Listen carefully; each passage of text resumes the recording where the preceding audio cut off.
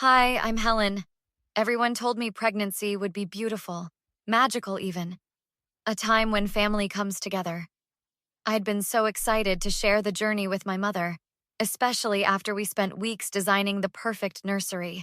My husband Jake and I had just left for our first ultrasound appointment when everything changed. I can't believe we're finally going to see our baby, I said, squeezing Jake's hand as we walked to the car. Jake grinned, kissing my forehead. 12 weeks. We made it this far. Ready to make it official? More than ready. Mom promised she'd finish putting up those cloud decals while we're gone. Said it was her gift to us.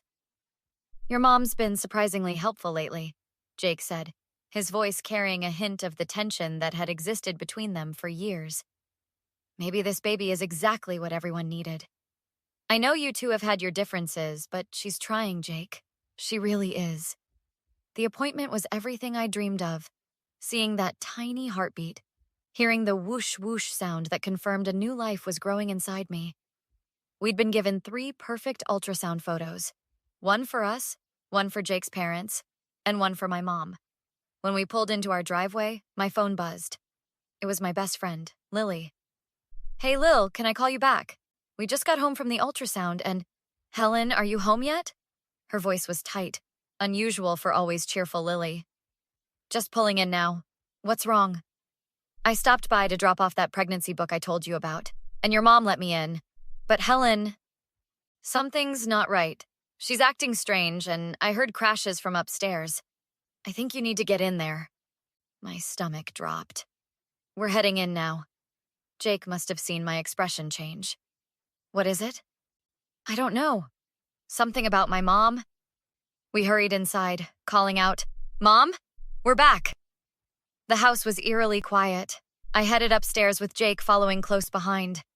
The nursery door was slightly ajar, and I could hear sniffling from inside. I pushed the door open and froze. The room was destroyed. The cloud decals weren't just unfinished. They were torn down, crumpled in heaps. The crib we'd assembled lay in pieces, its white paint scratched and marred. Books were torn, stuffed animals disemboweled, and in the center of it all sat my mother, a pair of scissors in her hand, cutting through the quilt my grandmother had made before she passed. Mom? What have you done? My voice came out as a whisper. She looked up, her eyes red but strangely vacant. Oh, Helen, you're back early. Jake stepped forward. Early? What the hell happened here? This room isn't right, my mother said, continuing to cut through the fabric. None of it's right. I had to fix it. Fix it? You've destroyed it! I cried, rushing forward to snatch the quilt from her hands. My mother stood, surprisingly calm. You don't understand, Helen. This baby, it's going to ruin everything. You'll see I was right. Lily appeared in the doorway behind us, phone in hand. I called your dad, Helen. He's on his way. What do you mean it will ruin everything? I demanded, clutching the damaged quilt to my chest. Our relationship, Helen. Once this baby comes, you won't need me anymore. You'll be too busy with your perfect little family. Her voice turned bitter. Just like your sister. Jake put his arm around me. I think you should leave, Patricia. This isn't about Sarah moving away, is it? I asked, suddenly understanding. This is about you not being able to control everyone. My mother's face hardened. I raised you. I sacrificed everything for you, and this is how you repay me? By pushing me aside for this baby? You need help, Mom, I said, my voice shaking. Real help. Now please leave our house before I call the police. You wouldn't dare. Jake pulled out his phone. Try us. As my mother stormed out, I sank to the floor among the ruins of what should have been our baby's perfect room, the ultrasound photo still clutched in my hand, wondering how we had missed the signs that had been there all along. She's always been controlling, but this is beyond anything I could have imagined, I said, pacing the living room while Dad sat stunned on our couch. The ruined quilt lay across the coffee table, a physical reminder of what had happened. I can't believe Patricia would do this, Dad said, running his hand through his thinning hair. She's been upset about Sarah moving to California with the grandkids, but this… Jake handed my father a cup of coffee. This isn't just being upset, Richard. This was calculated destruction. Has she ever shown signs of this kind of instability before? Asked Dr. Martinez, our family therapist, whom Lily had thoughtfully called over. She's always needed to be needed, I replied, finally sitting down. When Sarah announced they were moving, Mom didn't speak to her for weeks. But she seemed so excited about our baby. Dad shifted uncomfortably. There's something you should know, Helen. Your mother, she's been struggling more than we've let on. After Sarah left, she started seeing a therapist, but she quit after 2 sessions. And you didn't think to warn me? My voice rose. She made me promise not to worry you, especially with the pregnancy. Said she was handling it. Dr. Martinez leaned forward.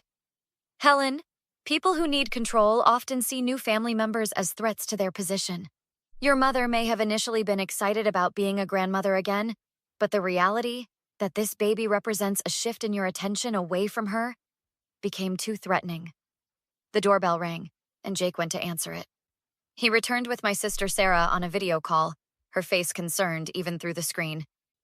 I just heard what happened, Sarah said. Helen, I'm so sorry. I should have warned you.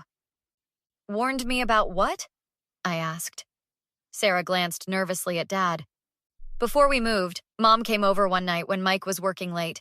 She was acting strange. Started rearranging the kids' rooms, saying they weren't properly organized. When I tried to stop her, she got angry, said I was ungrateful. The next morning, I found she'd thrown out toys she deemed unnecessary. And you never told me? I stared at the screen in disbelief. I didn't want to come between you two, especially when she seemed so supportive of your pregnancy. I thought maybe she was better. Dad stood up, agitated. Now wait a minute. Your mother has always been particular, but she loves you both. She's just going through a difficult time. Jake's voice was firm. Richard, she destroyed a nursery for an unborn baby. That goes well beyond particular. Dad, stop defending her, Sarah said through the screen. This has been building for years. Remember when she accidentally spilled bleach on my wedding dress because I wouldn't let her redesign it? Dad fell silent, his denial finally cracking. The doorbell rang again. This time it was Officer Reynolds, a family friend I'd called after calming down. Helen, Jake, she nodded, stepping inside. I understand there's been an incident? My mother destroyed our nursery while we were at a doctor's appointment, I explained, leading her upstairs. Officer Reynolds surveyed the damage, taking photos. Do you want to press charges for destruction of property? I hesitated, catching Dad's pleading look. Helen, Jake said quietly. I know she's your mother, but we need to document this. What if she comes back? What about when the baby arrives? Your husband's right, Officer Reynolds said. We can file a report now, and you can decide about pressing charges later. But at minimum, I'd recommend a restraining order. Dad stepped forward. Is that really necessary? Patricia would never hurt the baby. Yesterday, I would have said she'd never destroy the nursery either, I replied, my decision crystallizing. Yes, Officer Reynolds. I want to file the report and request the restraining order. As she took our statements, my phone buzzed with texts from Mom. You're overreacting. I was just trying to help. Call me when you've calmed down. This is what happens when you listen to Jake instead of your mother. She still doesn't get it, I whispered, showing Jake the messages. We need to talk to your mother's doctor, Sarah suggested through the video call we'd propped up. This behavior isn't normal, even for Mom. I'll call Dr. Fraser tomorrow, Dad sighed, finally accepting the severity of the situation. In the meantime, I'll stay at a hotel. I can't face her tonight knowing what she's done. As everyone discussed next steps, I stood in the doorway of the ruined nursery, hand resting on my stomach, suddenly aware that protecting my baby started now, even if it meant protecting it from its own grandmother. 3 days later, we faced Mom in Dr. Fraser's office. The tension was palpable as we waited to be called in. I don't understand why we're here, Mom said, flipping through a magazine. A little family disagreement, and suddenly everyone's treating me like I'm crazy. A disagreement? I stared at her incredulously. You destroyed a room meant for your grandchild? I was redecorating, she replied dismissively. You've always had terrible taste, Helen. I was doing you a favor. Jake's knuckles whitened as he gripped the armrest. You cut up a family heirloom quilt. You broke a crib. That's not redecorating. Nobody asked for your opinion, Mom snapped. This is between me and my daughter. Mom, stop it, I said firmly. Jake is my husband and the father of this baby. He has every right to be part of this. Dr. Fraser welcomed us into her office, her expression serious. I've reviewed the police report and the photos of the nursery. That goes beyond a decorating disagreement. Police report? Mom's head whipped toward me. You filed a police report against your own mother? You left me no choice, I replied, fighting to keep my voice steady. Dad looked exhausted. Patricia, we need to listen right now. Something's not right. So you're all against me now?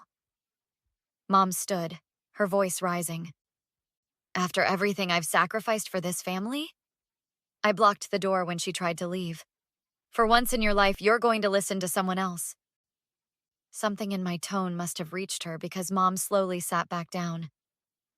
Mom, I continued, what you did crossed every possible line. That nursery wasn't yours to redecorate. That quilt wasn't yours to cut up. I was trying to help, she insisted, but her voice had lost some of its conviction. No, Jake said firmly. You were trying to control, just like you always do. He's right, Dad added. Patricia, I've spent 35 years making excuses for you, but I can't anymore. I'm sorry if I upset you, Helen, Mom said in that false tone I knew all too well. I just got carried away. That's not an apology, I said flatly. And it's not enough. Dr. Fraser suggested a psychological evaluation, which Mom immediately refused. And if I refuse? Mom challenged when we insisted. I took a deep breath. Then the restraining order stays in place, and you won't be allowed near me, Jake, or our baby when it's born. The color drained from Mom's face. You wouldn't. Try me, I said, my voice surprisingly steady. This is all your fault, she suddenly screamed, lunging toward Jake. You turned her against me. As security escorted her out, Mom continued to shout accusations. The last thing I heard was, You'll regret this, Helen. You'll see I was right all along. 6 weeks later, Jake and I stood in the restored nursery. The soft yellow walls glowed in the afternoon sunlight, cloud decals once again floating across the ceiling. What do you think? Jake asked, his arm around my waist. It's perfect, I whispered. Better than before, actually. Downstairs, our support system had gathered. Lily and her husband in person, Sarah and her family via video call, Jake's parents, and my dad, looking more relaxed than he had in months. How was court? Sarah asked immediately. Straightforward, Jake answered. The judge granted the permanent restraining order without hesitation. Dad cleared his throat. The psychiatric hold was extended. Dr. Fraser diagnosed her with narcissistic personality disorder and possibly frontotemporal dementia. She's in a specialized facility now. Has she tried to contact you? Jake's mother asked gently. Her doctors let her write a letter, I explained. It was the same non-apology as always. I'm sorry you felt hurt, rather than, I'm sorry I hurt you. She wants me to visit. And will you? Jake's father asked. No, I said firmly. The doctors agree it's better if I maintain distance, especially during the pregnancy. How are you feeling about all this? Lily asked, squeezing my hand. Sad, relieved, guilty sometimes, but mostly certain. For the first time, I'm putting my family, my new family, first. That's what parenthood is, Sarah said. Making hard choices to protect your child. Jake nodded. We filed a civil suit. Between the property damage and emotional distress, we're suing for enough to cover everything she destroyed, plus therapy for Helen. I never thought I'd be suing my own mother, I said quietly. Dad squeezed my hand. You're doing the right thing, Helen. Clear boundaries with consequences. It's the only language Patricia might eventually understand. Later that evening, Jake and I sat on the nursery floor, sorting tiny clothes donated by friends and family. Do you think I'm being too harsh? I asked suddenly. Jake took my hands. Helen, she destroyed a room meant for our child in a calculated act to hurt you. She refused to accept responsibility. She physically attacked us. This isn't about punishment, it's about protection. I keep thinking about what Sarah said, about putting our child first. Mom never did that. And that's why you're already a better mother than she ever was, Jake said, placing his hand on my belly. As the baby kicked, I realized something important. The cycle of manipulation that had defined my childhood was broken. Whatever happened with my mother in the future, whether healing ever became possible or not, I had done what needed to be done. I had chosen protection over appeasement, boundaries over enabling, and in doing so, had already become the mother I wanted to be. What would you do if someone you loved destroyed something precious to you? Is forgiveness always possible? Or are some boundaries meant to be permanent?